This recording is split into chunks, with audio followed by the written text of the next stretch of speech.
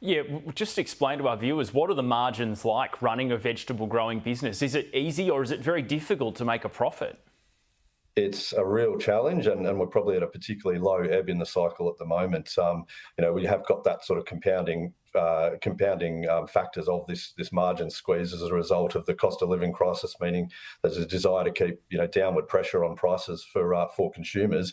But at the same time, the cost of doing business for our growers just go up, nearly monthly, and that's across all farm inputs from fertilizer, packaging, machinery, fuel, energy, even the seeds that vegetable growers produce come in from international companies largely, and they're all increasing. So costs continue to go up, but the return or the price point that the grower can get doesn't match that increase. We can't pass those costs on in most cases. Yeah, and look, how important is it to kind of maintain food security here in Australia, grow our own vegetables with all the geopolitical tensions that are happening right now around the world? Absolutely critical. We've got the average age of a vegetable farmer in this country is 65, and that's average. So there are some that are obviously north of that. If we don't have a business environment and conditions that make it conducive for either the next generation to come in and take over the farm, or other new entrants to come in and continue to produce this food, we may be looking into a less vegetable food secure kind of future.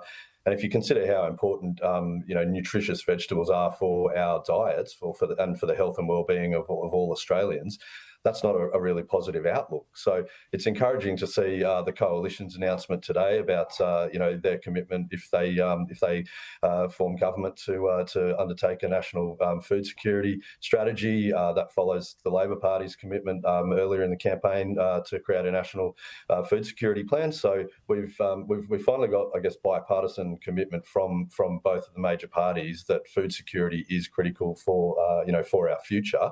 But that's great that we are embarking on the creation of a strategy and a plan which will look at addressing these issues long term.